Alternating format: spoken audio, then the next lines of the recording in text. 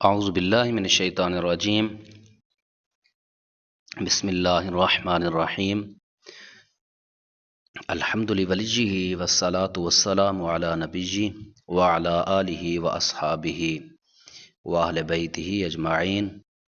السلام علیکم ورحمۃ اللہ۔ آج ہم پڑھ رہے ہیں اپنے فارسی گرامر کورس کا قاعدہ فارسی، قاعدہ کا سبق نمبر 10، اور اس 10ویں سبق میں آج انشاءاللہ العزیز ہم پڑھیں گے ماضی تمنی کا بیان۔ تو پہلے پڑھ لیتے ہیں ماضی تمنی کا شعر۔ ماضی کے آخر میں یہ اے اگر ہو تمنی بلا خوف و خطر۔ شاعر نے اس شعر میں ماضی تمنی کے بنانے کا قاعدہ بیان فرمایا ہے۔ ماضی تمنی کے بنانے کا فارسی قاعدہ یہ ہے کہ ماضی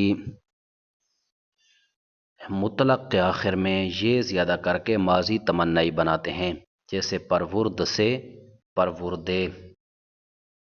اور اگر ماضی تمنی مجہول بنانی ہو تو پھر ماضی مطلق مجہول کے آخر میں شد کے آگے یہ کا اضافہ کریں گے تو یہ ہمارے پاس بن جائے گی ماضی تمنی مجہول، پروردہ شد سے پروردہ شدے۔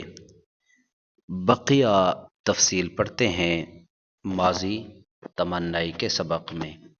آئیے چلتے ہیں ماضی تمنی کے سبق کی طرف۔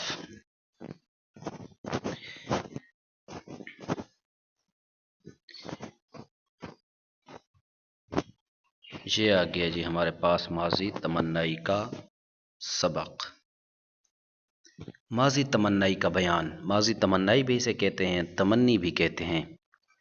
پہلے ماضی تمنی کی تعریف، ماضی تمنی وہ ہے جس سے گزرے ہوئے زمانہ میں کسی کام کی آرزو سمجھی جائے۔ ماضی مطلق کے آخر میں یہ زیادہ کر کے ماضی تمنی بناتے ہیں، جیسے پرورد سے پروردے۔ آگے تنبیہ دے رہے ہیں کہ اس قاعدے کے مطابق صرف 3 صیغے آتے ہیں، یعنی جو آخر میں یہ لگانا ہے اس قاعدے کے مطابق، چاہے وہ ماضی تمنی معروف ہو یا ماضی تمنی مجہول ہو، یہ کے قاعدے کے ساتھ صرف 3 صیغے آتے ہیں: واحد غائب، جمع غائب، واحد متکلم۔ یہ 3 صیغے یہ سے آتے ہیں۔ باقی صیغوں میں یہ ادا کرنا دشوار ہے، زبان پر ثقل آتا ہے، ثقیل ہو جاتا ہے، ان صیغوں کو ادا کرنا دشوار ہے، اس لیے اہل زبان ان سے کاش کہلاتے ہیں۔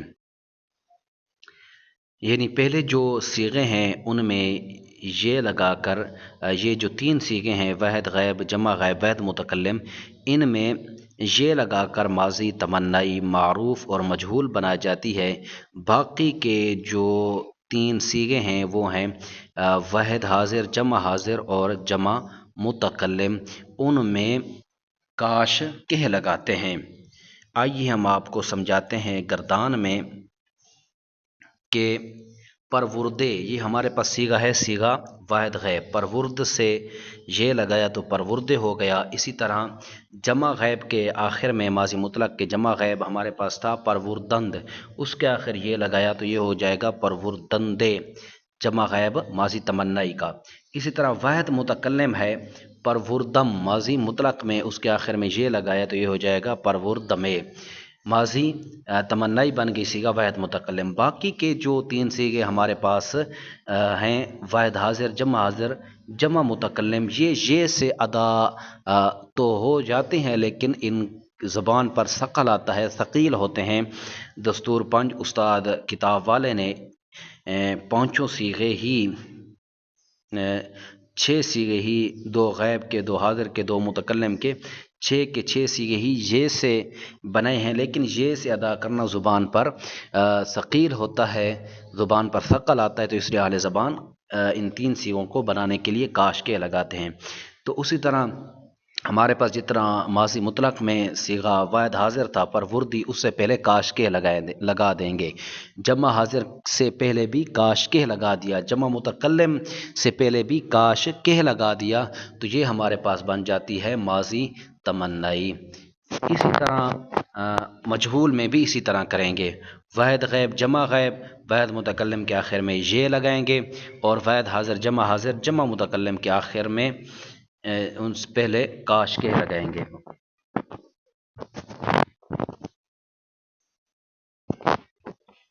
اب چلتے ہیں ہم اپنی گردان کی طرف۔ گردان ماضی تمنائی معروف، پروردے کاش کے وہ پالتا، پروردندے کاش کے وہ پالتے، کاش کے پروردی کاش کے تو پالتا، کاش کے پروردید کاش کے تم پالتے، پروردمے کاش کے میں پالتا، کاش کے پروردیم کاش کے ہم پالتے۔ گردان ماضی تمنائی مجہول، پروردہ شدے کاش کے وہ پالا جاتا، پروردہ شدندے کاش کے وہ پالے جاتے، کاش کے پروردہ شدی کاش کے تو پالا جاتا، کاش کے پروردہ شدید کاش کے تم پالے جاتے، پروردہ شد میں کاش کے میں پالا جاتا، کاش کے پروردہ شدیم کاش کے ہم پالے جاتے۔ اردو میں جب ماضی تمنائی بنائیں گے تو اس کا قاعدہ اور طریقہ یہ ہے کہ اردو میں مصدر کے آخر کا نا گھرا کر تا سے بدل کر ماضی تمنائی بناتے ہیں، کیونکہ اردو میں مصدر کے آخر میں نا ہوتا ہے، جیسے کرنا، پڑھنا، لکھنا وغیرہ، تو نا کو گھرا کر تا لگائیں گے تو یہ ہو جائے گا جیسے پالنا سے پالتا، لکھنا سے لکھتا، پڑھنا سے پڑھتا۔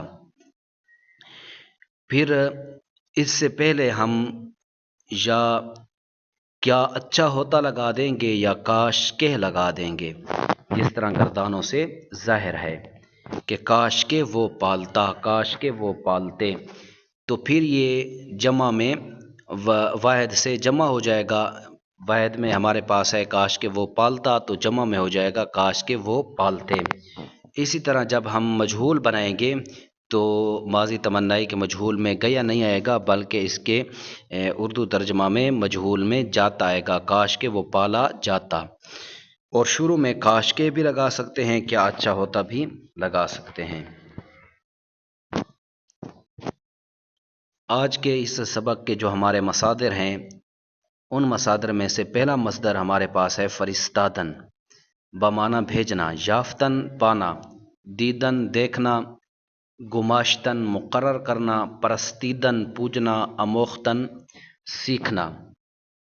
ان تمامی مصادر کو نوک زبان کرنا ہے، ازبر کرنا ہے، روانگی کے ساتھ مشق کرنی ہے۔ اب ہم چلتے ہیں فارسی سے اردو بنانے کی طرف۔ اموختمے ہمارے پاس پہلی عبارت ہے اموختمے، تو اسی طرح سب سے پہلے ہم صیغہ دیکھیں گے۔ صیغے کے لیے ہمیں علامت کی ضرورت ہوتی ہے، تو اس میں علامت ہمارے پاس ہے میم۔ میم علامت صیغہ واحد متکلم کی ہے، تو اموختمے صیغہ ہو گیا صیغہ واحد متکلم۔ پھر کس فعل سے ہے اس فعل کی علامت دیکھیں گے، تو یہاں پر ہمارے پاس جو علامت ہے وہ یہ ہے۔ اب یہ کس فعل میں آتی ہے؟ یہ فعل ماضی تمنائی میں آتی ہے، تو یہ ہمارے پاس ماضی تمنائی ہو گیا، فعل ماضی تمنائی۔ پھر جو بھی فعل ہوتا ہے اس کی پھر دو قسمیں ہوتے ہیں، یا تو وہ ہوگا معروف یا مجہول، تو اس کا طریقہ بھی آپ کو پہلے پتہ ہے کہ مجہول میں شدھ ہوتا ہے اور معروف میں شدھ نہیں ہوتا، تو یہاں ہمارے پاس شدھ نہیں ہے، تو یہ ہم ہو جائے گا ہمارا ماضی تمنائی معروف۔ اور اسی طرح پھر فعل کی دو قسمیں ہوتی ہیں، یا تو فعل ہوتا ہے مثبت یا ہوتا ہے منفی۔ اگر شروع میں نون نفی کا ہو تو منفی ہوگا، نون نفی کا نہ ہو تو پھر مثبت ہوگا، تو یہاں ہمارے پاس نون نفی کا نہیں ہے، تو یہ ہمارے پاس مثبت ہے۔ اب ہم دیکھیں گے جو ہمارے پاس صیغہ ہے یہ کس مصدر سے ہے، تو یہ اموختمے، یہ ہے اموختن سے۔ تو اسی طرح ہمارے پاس اب مکمل صیغہ حل ہو چکا ہے۔ اموختمے صیغہ واحد متکلم، فعل ماضی مثبت، فعل ماضی تمنائی مثبت معروف از مصدر اموختن۔ تو آپ نے اسی طرح دوسروں کو بھی حل کرنا ہے، اردو کی مشق بھی کرنی ہے، اسی طرح جس طرح ہم نے پہلے آپ کو بتا دیا ہے انہی قاعدے کے تحت۔